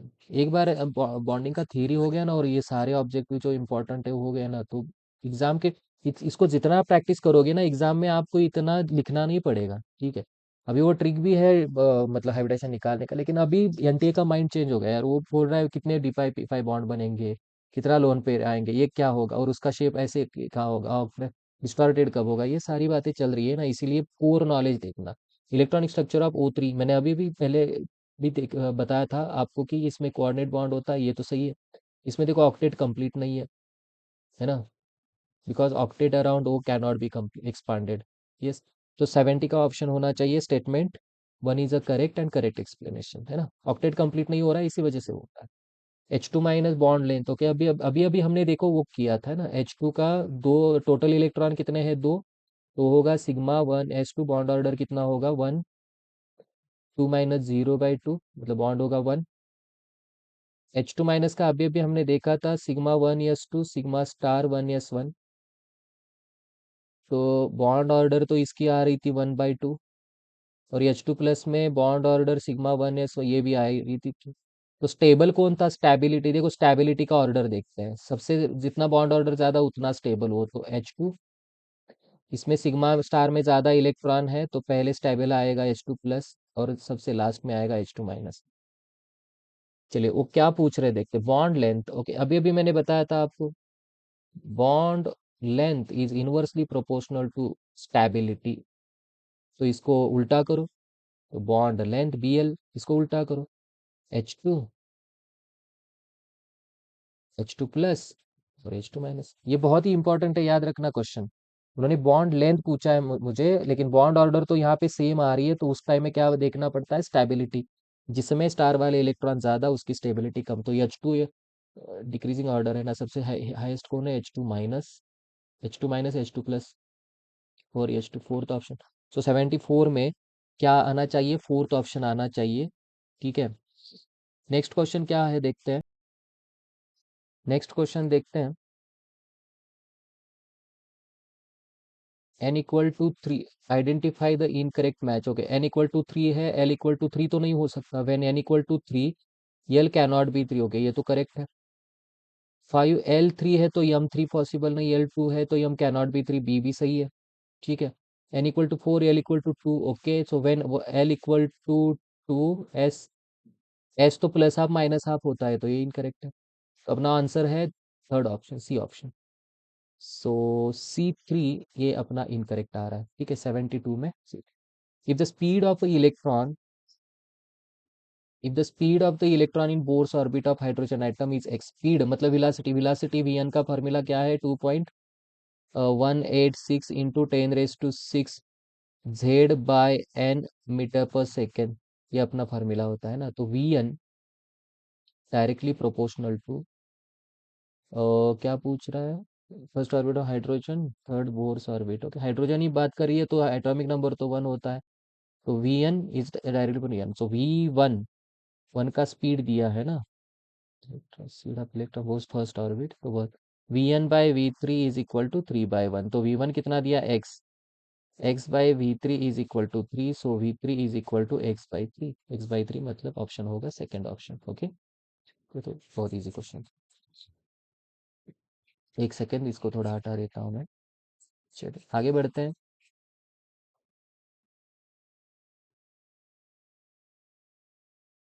Electronic transition from n = 2 to n = 1 produce short, okay, wavelength का फार्मूला है r, रिक्बर्ट constant R(Z², 1/n1² - 1/n2², ये तो आप जान, तो n1 और n2 सेम है, तो लैम्डा 1/λ, r तो कांस्टेंट है, तो लैम्डा Z², मतलब जितना मुझे क्या चाहिए, शॉर्टेस्ट वेवलेंथ, लैम्डा मुझे कम चाहिए तो एटॉमिक नंबर ज्यादा होना चाहिए, तो किसका एटॉमिक नंबर ज्यादा होता है, तो Li का। D orbital differentiate from rest of the D orbital, okay, dx2y2 कैसे होता है देखो, 1 2 3 4, और xy कैसे होता है, 1 2 3 4, है ना, एक्स और वाई एक्सिस, तो इसको भी 4 लोग होते हैं, ये मैंने करेक्शन किया था, ZX होगा शायद, इसको भी 4 लोग होते, 4 लोग होते, इसको 2 ही होते हैं, Z और एक रिंग होती है ना, तो 2, रेस्ट ऑफ और अलग है। 76 विच नियरेस्ट टू द न्यूक्लियस, देखो 4f, इसमें n+l रूल निकालिए, जिसकी एनर्जी कम, वो नियरेस्ट टू 4f होता है। एंगुलर मोमेंटम ऑफ ऑर्बिटल, देखो ऑर्बिटल बोल रहे हैं, तो orbital angular momentum, orbital angular momentum का फार्मूला होता है √L+1 h/2 पाई, तो कौन सा बोल रहे हो, डी ऑर्बिटल, डी में यल वैल्यू क्या होती है, L = SPD0122, तो 2 जहाँ पे रखो, 2+1 3, 3 2 6, √6h/2 पाई। तो ये पहला तो सही है, स्टेटमेंट 1 करेक्ट है। Angular momentum of electron in orbit, देखो ये ऑर्बिटल है, ये ऑर्बिट है, ऑर्बिट का होता है mvr/nh/2 पाई। तो both statements are correct but not correct explanation, मतलब 77 में आंसर आना चाहिए second one. 78 for n = 3, L may be 0 1 and 2, n = 3, L may be 0 1, yes, 0 plus minus 1, yes, for each value of n, yes, both are correct explanations. आगे है 1 mole of water is equal to 6, okay, Avogadro number, ये assertion सही है। The mass of 1 mole of substance in gram is called the molar mass, सही है। एक एक मोल में, एक मोल मतलब मॉलिक्यूलर मास होता है ना। एक मोल मतलब, देखो मोलर मास मतलब एक मोल में जितने मॉलिक्यूल है उनका मास होता है। इसका मतलब ये नहीं कि 1 मोल ऑफ वाटर में इतने उतने मॉलिक्यूल होते हैं, लेकिन उसकी वजह से मोलर मास नहीं होता। इसका मतलब 79 में क्या आंसर आना चाहिए, both are correct but not correct explanation, ठीक है। 80 है, ये sample of pure calcium weighing 1.35 gram was quantitatively converted to 1.88 gram of pure CaO, atomic mass of calcium is. हाँ ये ठीक है, मतलब आप ऐसे वाले क्वेश्चन में थोड़ा, अगर ऑप्शन नजदीक है, ये 40 ऑप्शन होना चाहिए, लेकिन ये कैसे, देखिए मुझे कितना ग्राम दिया गया है। एक सेकेंड, इसको थोड़ा हटाता हूँ। देखो वीडियो आज तो बहुत लंबा होगा, उसके लिए मैं कुछ नहीं कर सकता। ये मैंने शायद देखो कैलकुलेशन मैंने शायद किया होगा। इक्विवेलेंट वेट ऑफ, देखो इक्विवेलेंट ऑफ कैल्शियम, मैंने इलेक्ट्रो में भी पढ़ाया था, equivalent of calcium is equal to equivalent of calcium oxide. तो इक्विवेलेंट वेट का होता है वेट बाय इक्विवेलेंट वेट, ठीक है, वेट बाय इक्विवेलेंट वेट। तो इसमें मुझे बताइए, इसमें क्या होगा, weight of calcium upon equivalent weight of calcium, और weight of calcium oxide upon equivalent weight of किसका होगा, calcium plus equivalent weight of oxygen कितना होता है 8। तो ये वेट कितना दिया मैंने, आई थिंक यहाँ पे कैलकुलेशन करके रखा था। ये इक्विवेलेंट वेट ऑफ कैल्शियम, मतलब एटॉमिक इक्विवेलेंट वेट में हमें कैलकुलेट क्या करना है, ये देखो ये ऑक्सीजन का इक्विवेलेंट वेट तो 8 होता है, मैंने इलेक्ट्रोकेमिस्ट्री में पढ़ाया था आपको, तो इसका वेट दिया इतना, तो इक्विवेलेंट वेट ऑफ कैल्शियम निकालेंगे। देखो ये एटॉमिक वेट ऑफ कैल्शियम आपको अननोन है, नहीं तो मैं इधर सीधे 40 लिखता है ना। ये एटॉमिक वेट कैसे उन्होंने फाइंड आउट किया, और ये कैल्शियम ऑक्साइड का कितना वेट था, शायद 1.88, और ये होगा equivalent weight of calcium plus 8, और ये सॉल्व करोगे तो टेंटेटिव मैंने थोड़ा टाइम बचाने के लिए मैंने यहाँ लिखा है, इतना आता है। तो इक्विवेलेंट वेट मतलब क्या, एटॉमिक वेट बाय वैलेंसी, तो कैल्शियम ऑक्सीजन पे -2 होता है, तो कैल्शियम पे +2, विच इज इक्वल टू 20.37। तो atomic weight is equal to equivalent weight into charge, इतना आ रहा है, तो ये आ रहा है अप्रोक्सीमेट 40.75, मतलब 40 ऑप्शन आ रहा है, ठीक है। तो आप देख सकते हो यहाँ पे आंसर आ रहा है 40, okay. 120 gram of CaO reacts with 32 gram of SO2, इसको भी थोड़ा मुझे लेना पड़ेगा, एक सेकेंड। आगे बात करते हैं, आज बहुत टाइम हो, सॉरी आज वीडियो तो लंबा चलेगा, लेकिन देखो ये टेस्ट के प्रॉब्लम्स आप सॉल्व करोगे ना अच्छे वाले, तो बहुत ग्रीप आती है, IQ लेवल बढ़ता है, उसमें टेंशन मत लो, ठीक है। 120 gram of CaO reacts with 32 gram of SO2, okay. इधर है ये तो, देखो CaO plus SO2 gives CaSO3। तो मुझे बताइए, इसका एक मोल है, इसका एक मोल है, तो इसका एक मोल है, तो इसका एक मोल बनता है। इसका एक मोल मतलब कितना होगा, 40 प्लस कैल्शियम का एटॉमिक नंबर मास दिया है 40, तो 40 प्लस 16 मतलब ये होगा 56 ग्राम, ये होगा 30, ये 64 ग्राम, और 120 ग्राम। तो वो बोल रहे हैं कि 120 ग्राम ये गिवन है, ये रिक्वायर्ड, और ये गिवन 120 ग्राम में कितना दिया है 32 ग्राम। मुझे बताइए 56 ग्राम कैल्शियम ऑक्साइड है, तो इतना सल्फर डाइऑक्साइड लगेगा, है ना। तो इसमें लिमिटिंग कौन आ गया, ये आ गया, क्योंकि 120 में कितना चाहिए, 56 से ज्यादा चाहिए ना, तो ये तो कम है, तो लिमिटिंग ये आ गया। तो 64 में 120 ग्राम मिल रहा है, तो 32 में कितना, तो 32 लिमिटिंग रिएजेंट जो है वो प्रोडक्ट डिसाइड करेगा। तो ये क्रॉस मल्टीप्लिकेशन करो, 64 में 120, तो इसमें कितना, डिवाइडेड बाय 64, और शायद मैंने यहाँ पे किया होगा वो, ये भी आप जान सकते हैं ना, 2 3 टू 2 4 30, 30 कैंसिल आउट 60 खत्म। इसमें कोई कैलकुलेटर की जरूरत नहीं है। ठीक है। वो पे आपको ये क्यों पूछा था उन्होंने, लिमिटिंग पहचानने के लिए, बस इतना उनका काम था। और एनसीईआरटी पढ़ोगे तो बाकी सारा भी आ जाएगा, है ना। लिमिटिंग रिएजेंट ढूंढना, इसके मोल में वही है। सल्फर, ओके, KO2S है तो 2 मोल है, 1 मोल देखो, 2KO2 + S गिव्स K2SO4। ये 2 मोल है, 1 मोल है, 1 मोल मिल रहा है, तो क्या बोल रहे हैं, how many moles of K2SO4 will be form अगर 1 मोल KO2 और सल्फर लोगे तो। देखो ये रिक्वायर्ड है, और गिवन कितना, एक है, दो के लिए एक चाहिए, तो एक के लिए चाहिए आधा, लेकिन है एक, तो ये आ गया अपना लिमिटिंग रेंज। तो दो में एक दे रहा है, तो एक में कितना, हाफ आएगा, हाफ मोल, फर्स्ट ऑप्शन। समझ में आ रही है बात, लिमिटिंग ढूंढना और उसके हिसाब से प्रोडक्ट बनाना। अगर ये मैं स्पीड से बता रहा हूँ थोड़ा, बाद में फिर वापिस जाके उस वीडियो को देखो, नहीं तो टफ है नहीं आएगा ऐसे मत सोचो, ठीक है। 83 haemoglobin contains 0.34% of iron by mass, the number of Fe atoms in 3.3 gram of haemoglobin. Okay, मैं अगर बोल रहा हूँ कि ये क्या बोल रहे हैं,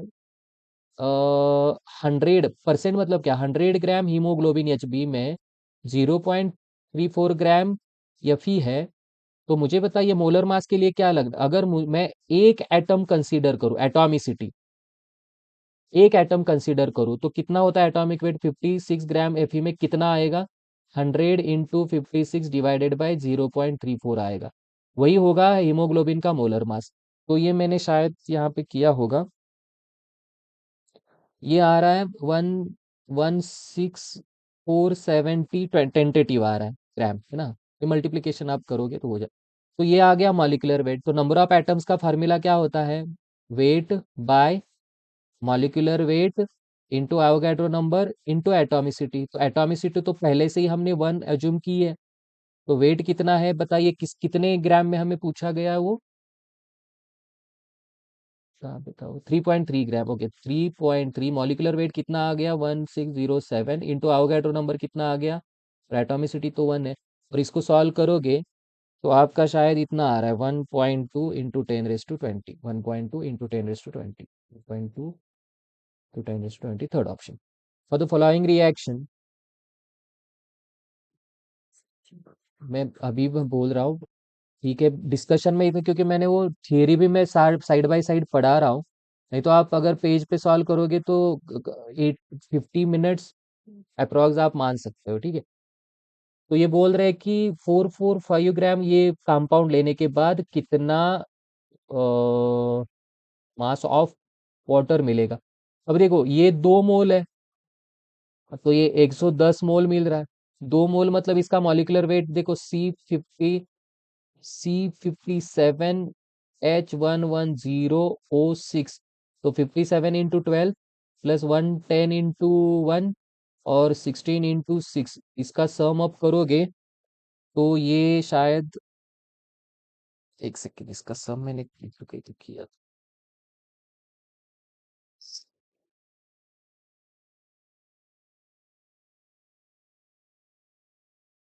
इसका सम हो रहा है 890। तो अब आसान हो गया, 2 मोल में 110 मोल है, 2 मोल मतलब कितना, 2 × 890 ग्राम हो गया। तो 110 है, तो 2 मोल में 110 मोल है, तो 445 ग्राम में कितना, 110 मतलब कितना होगा, 110 × 18। तो बोल रहे 445 में कितना होगा, तो 445 × 110 × 18 डिवाइडेड बाई 2 × 890। तो आप जानते हैं 44 टू जार, 2 9 जार, और 9 × 55, ये तो आएगा, कितना आंसर आ रहा है इसका, 495, ठीक है। बस यहाँ पे मोलर देखो, ये बड़ा वाला मॉलिक्यूलर फार्मूला देखने से देखो, within half an minute we can cover the answer, okay. तो इसमें थोड़ा वो टाइम आपका बर्बादी के चक्कर में है बस। अभी इतना वीडियो लंबा क्यों चल रहा है, मैंने फजान रूल आपको पढ़ा दिया, मैंने आपको लिमिटिंग रिएजेंट पढ़ा दिया, बोर्स थ्योरी और ये तो आपने पढ़ा होगा, और क्वांटम तो आपने पढ़ा ही है। और ये मोल कॉन्सेप्ट में ज्यादा मार जाते हैं, तो सेक्शन बी में वो कर सकते हैं, इधर तो नहीं कर सकते। Avogadro number is the number of molecules present in okay, 22.4 litres of gas सही है। 1 ग्राम मॉलिक्यूल्स ऑफ सब्सटेंस सही है। 32 ग्राम ऑफ ऑक्सीजन। तो इसका 85 का आंसर आना चाहिए ABC। काइनेटिक एनर्जी और potential energy. Okay, kinetic energy का फॉर्मूला बताइए क्या है। Kinetic energy is equal to, अगर हम परमिटिविटी ऑफ, देखो हमने बोर्स थ्योरी में ये बोर्स थ्योरी का एक्सप्लेनेशन है, वो अभी हमने स्किप किया है, उस पर नहीं आते, लेकिन ये काइनेटिक एनर्जी का फॉर्मूला याद रखना। न्यूक्लियस है, इलेक्ट्रॉन इसके ऊपर घूम रहा है ऐसे साइड में, ठीक है। तो काइनेटिक एनर्जी क्या इसमें इलेक्ट्रोस्टैटिक कूलोम्बिक फोर्स होता है Q1 Q2 upon Z square, या जेड इंटू जेड, है ना। तो इसका परमिटिविटी इन फ्री स्पेस के है, तो KZE² अपॉन 2 ये होती है काइनेटिक एनर्जी। प्लस में आती है, सॉरी प्लस में, है ना। तो यहाँ पे मैंने काइनेटिक एनर्जी का शायद लिखा होगा फॉर्मूला। काइनेटिक एनर्जी होती है KZE² अपॉन और ये R, kinetic energy one half KZE² upon RN, मतलब nth ऑर्बिट का रेडियस। पोटेंशियल एनर्जी होती है -KZE² अपॉन RN, और टोटल एनर्जी इन दोनों का एडिशन करोगे तो होगा -KZE² अपॉन RN। तो total energy is equal to potential energy के हाफ में होती है, और माइनस काइनेटिक एनर्जी। तो मुझे बताइए 86 का आंसर क्या आना चाहिए। KE/P कितना होगा। देखो KE/P, ये कैंसिल होगा, ये कैंसिल होगा, माइनस हाफ आएगा, तो ए में आना चाहिए 2। ए में 2 कहाँ पे है, ये है, तो फर्स्ट ऑप्शन। तो आप बाकी सारे प्लीज चेक करना है ना, उतना टाइम, अभी टाइम बहुत हो गया है। ठीक है, आप थोड़ा प्लीज देख लीजिए आगे का। मैंने तो आपको थियरी पॉइंट अभी मैं थियरी पॉइंट बताता हूँ, चल देखो ये बोर्स थ्योरी में अभी हमें डेरिवेशन नहीं है, लेकिन ये काइनेटिक एनर्जी का अगर आ रहा है तो आपको ये करना होगा, है ना। तो अभी आगे से हम हमारा टारगेट रहेगा कि अलग अलग क्वेश्चंस देखें बस। 8 gram oxygen has the same number of molecules as, अब देखिए नंबर ऑफ मॉलिक्यूल्स का फार्मूला होता है N×Na, मतलब weight by molecular weight into Na। तो ऑक्सीजन का क्या होगा, 8/32 Na को स्किप करो, 1/4 ऑक्सीजन का। CO का होगा 7/28, मतलब 1/4 ही होगा। फिर 14 ग्राम CO, मतलब 14 डिवाइडेड बाई 28, तो ये नहीं होगा। फिर CO 28/28, ये 1 होगा, 1 Na। और 11/44, ये होगा 1/4। तो इसमें कौन सा ऑप्शन आ रहा है, ये आ रहा है और ये आ रहा है, मतलब 87 में करेक्ट आंसर क्या होना चाहिए, A and D।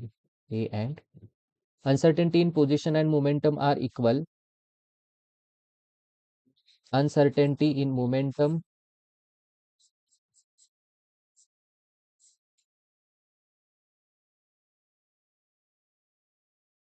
uncertainty position and momentum okay, position मतलब delta X is equal to delta P, which is equal to M delta V. तो अपना हाइजेनबर्ग होता है delta X into delta V is equal to H/4 pi. तो delta X की जगह पे हम लिखेंगे M delta V, sorry delta P, और डेल्टा पी की जगह पे रखेंगे M delta V, which is equal to H/4 pi. तो ये आएगा delta we square is equal to H/4 m² pi, और डेल्टा वी आएगा रूट में, ये आएगा ट्वाइस एम, और रूट H/पाई, H/पाई, रूट H/पाई, थर्ड ऑप्शन। ओके, चलिए। ये तो ये हमने पिछले कौन से तो एग्जाम में भी इसको हमने लिया था। वीडियो सॉल्यूशन में भी आपको जो एटॉमिक स्ट्रक्चर मैंने डिस्कस किया उसी में भी ये है। Radius of first Bohr orbit is 0.3 angstrom. Okay, r n is equal to होता है 0.529 n²/z, एंगस्ट्रॉम यूनिट में ही होता है। तो वो पूछ रहे R2 किसकी, 0.2, R2 मतलब 4, और लिथियम का एटॉमिक नंबर कितना होता है, हीलियम का एटॉमिक नंबर होता है 2, सो 2 2 4, 5 2 मतलब ये होगा 1.06। सो 89 में करेक्ट ऑप्शन क्या आना चाहिए, fourth option. Significant Sai, okay, ये साई जब हम ये ऐसे लिखते हैं तो लिखने का तरीका होता है SiNLM, ये आकाश के टेस्ट में भी था AITS में। तो n = NLM होता है, L=0, M=0। तो इसका 90 का n = 2, L = 0 2 0 0, first option is the correct option. बस ये तरीका है साई वेव फंक्शन डेजिग्नेट करने का। 1.84 ग्राम, देखो सेक्शन बी है तो ऐसे वाले क्वेश्चन को आप स्किप मार दो, है ना। हाँ, पढ़ाना तो मेरा काम है। 1.84 ग्राम मिक्सचर है ऑफ CaCO3। अब मुझे बताओ CaCO3 को आप डिकम्पोज करोगे तो मिलेगा CaO प्लस CO2। CO2 तो चला जाएगा, ये रेसिड्यू में बचेगा।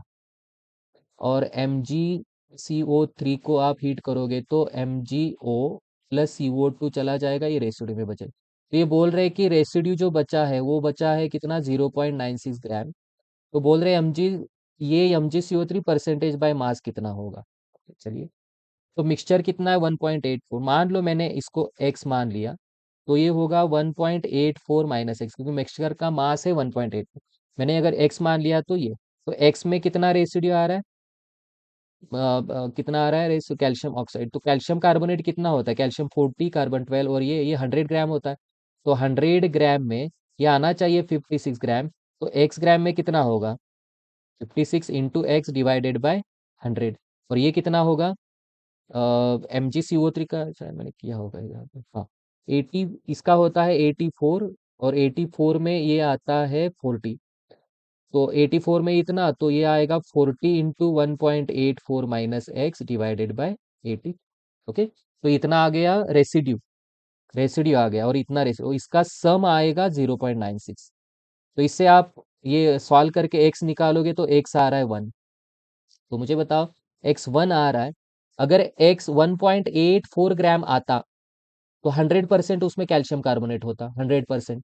लेकिन 1 आ रहा है, मतलब 1.84 में 100%, तो एक में कितना, तो 1, अब 100 डिवाइड बाय 1.84, तो 100 डिवाइड बाय 1.84 ये आ रहा है 54.34, और उसमें 100 से माइनस करो तो आ रहा है 45.65%। कौन आ रहा है, MgCO3 आ रहा है, मतलब इसका आंसर होगा 45.65। Okay, calculate the volume of O2 formed STP when 2 moles of NO2 react with 2 moles of H2O2। Okay, एक मोल ये आ रहा है, एक मोल ये आ रहा है, तो वॉल्यूम ऑफ O2 एक मोल मिल रहा है, तो 2 मोल में कितना बनेगा, 2 मोल, और एक मोल होता है 22.4 लीटर, तो 2 मोल कितना होगा, 22 44, मतलब 44.8 लीटर होगा। सो 98 के लिए 93 minimum amount of O2 consumed पर gram of reactant is for the reaction, minimum gram of O2। Okay, 2 mole mg मतलब 24 इंटू 2, 48, और ये 32, 48 के लिए लग रहा है 32, है ना। तो वो क्या, minimum amount of O2 consume पर ग्राम ऑफ रिएक्टेंट, देखो 48 ग्राम में लग रहा है 32 ग्राम, तो 1 ग्राम में लगेगा 32/48। फिर वापिस यहाँ पे 56 इंटू 4 इंटू 56, और ये कितना लग रहा है 3 इंटू 32। 1 ग्राम में कितना आना चाहिए, 4 इंटू 56, ये कैलकुलेट करना। तो इसमें सबसे कम कौन सा होगा, तो मैं यहाँ पे मैंने 2 के बता दिए, आप आगे कर लेना। तो ये second option is a correct option. Statement are correct. Okay, ये तो थियोरेटिकल इंपिरिकल फार्मूला हम क्या बोलते हैं, रिलेटिव नंबर ऑफ एटम्स बोलते हैं, लेकिन सिंगल ओनली मॉलिक्यूल इसमें नहीं होता। तो करेक्ट कितने स्टेटमेंट आएंगे, देखिए, ये तो नहीं आएगा, B, A C D option होगा। अब देखते हैं MOT क्या बोल रहे हैं वो, O2 ओके, एक second, O2 plus O2 minus, bond order, bond, okay. देखो अभी मैं इसमें थोड़ा टाइम जाएगा, प्लीज यार आप समझ लो मैं क्यों ऐसे बोल रहा हूँ। देखो क्या दिया आपको, O2 दिया है, O2 शायद ये होगा O2 प्लस O2 माइनस और O2 - 2, और उसका पूछा है बॉन्ड ऑर्डर, और दिया है N2 प्लस N2 माइनस, इसकी पूछी है स्टेबिलिटी। चलो एक एक सॉल्व करते हैं। O2 में टोटल इलेक्ट्रॉन कितने होंगे, 8 ऑक्सीजन एटॉमिक होता है, 8 to the 16 इलेक्ट्रॉन, और आपको पता है F के आगे हेवियर एलिमेंट होते हैं, तो सिग्मा पहले आएगा।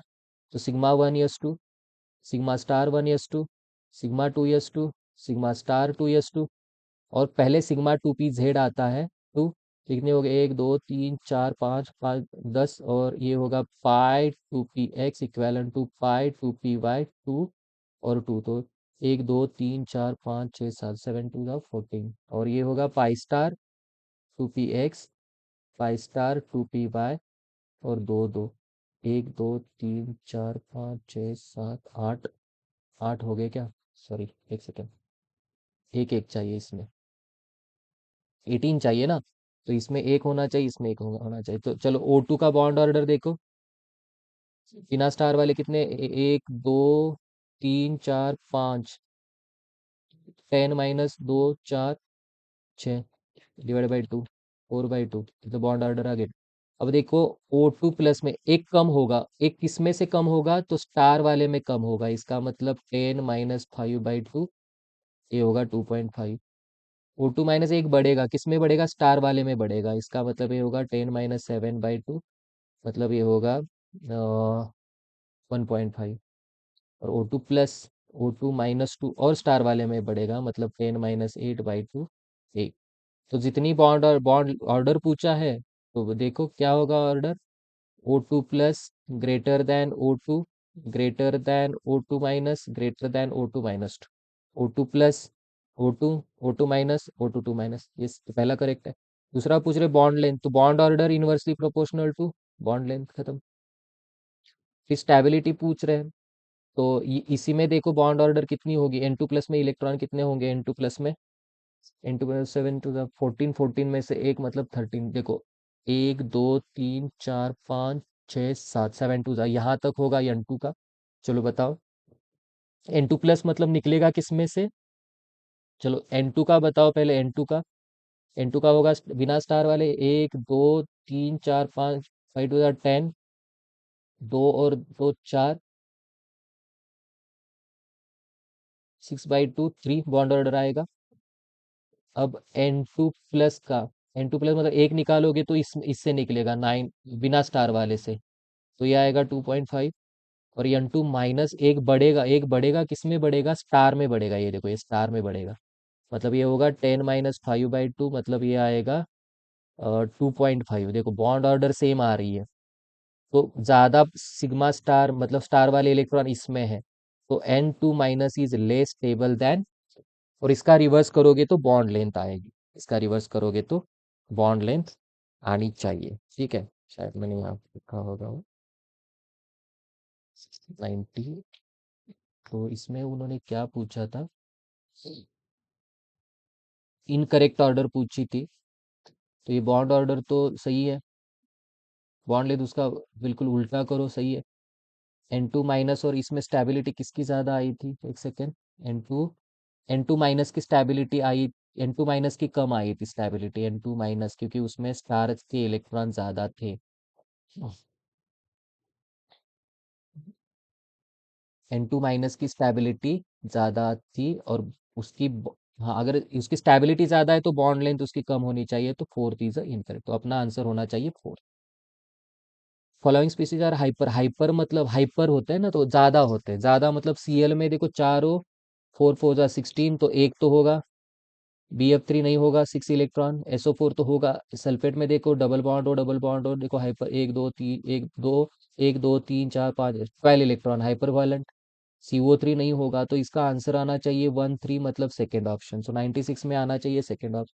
I3 - अभी देखो मैंने अभी जाके आप देख लो, मैंने I3 - का कैसे बताया था। आई आई और ये आई, यहाँ पे लोन पेयर, यहाँ पे लोन पेयर, यहाँ पे लोन पेयर। चलो I3 - हैज 5 इक्वेटोरियल लोन, 5 तो नहीं है, 5 नहीं है, 3 है, 3, हाँ 3 equatorial lone pairs on the central atom and 2 axial bonding pairs in trigonal bipyramidal geometry, 97 में थर्ड ऑप्शन।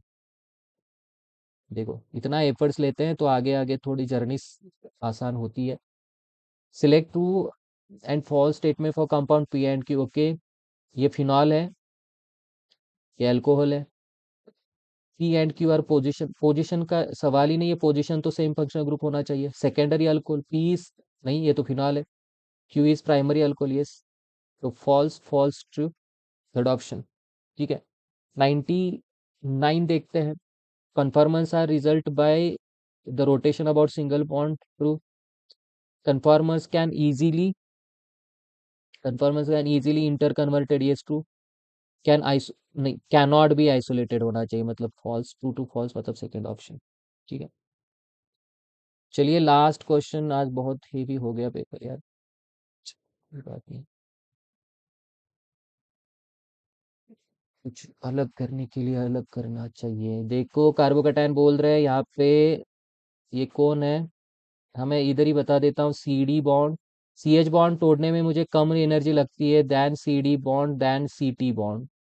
तो CH बॉन्ड वीक बॉन्ड होता है, जल्दी से अपने इलेक्ट्रॉन देगा, तो ये हाइपर कॉन्जुगेशन ज्यादा देगा, तो 4, ये होगा 4। उसके बाद होगा D, क्योंकि कम एनर्जी लगेगी, उसके बाद C। ये हाइपर कॉन्जुगेशन है, याद रखना। ये देखो ये प्लस है और यहाँ पे C और ये H। ये अपने इलेक्ट्रॉन इधर डालेगा, ये इधर डालेगा, ये इधर डालेगा, ये कार्बन पे सॉरी, है ना। तो ये सी डी वाला कम इलेक्ट्रॉन देगा और सी ट्रीशियम वाला कम देगा, क्योंकि सी टी बॉन्ड बहुत हेवी होता है। 4 2 3 1, 4 2 3 1, 4 2 3 1, तो ए के लिए लगेगा 3। ए के लिए 3 कहाँ पे है? चलो ये हट गया, ये हट गया। अब ये दोनों में देखते हैं।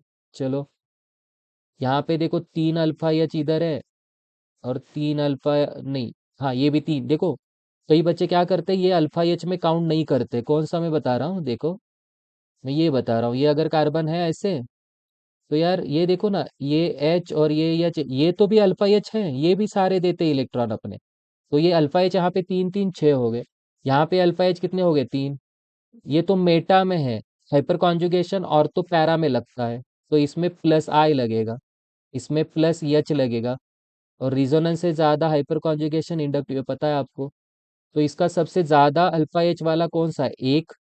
एक के बाद आएगा 2, फिर आएगा 3, 1 2 3 4, 1 2 3 4, 1 2 3 4, फर्स्ट इसमें आएगा, फर्स्ट ऑप्शन।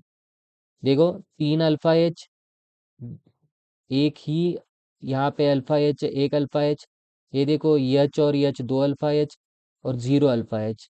तो 1 3 2 4, मतलब इसमें सेकंड आएगा। खत्म। Okay, thanks lot. आज बहुत हेवी हो गया पेपर यार।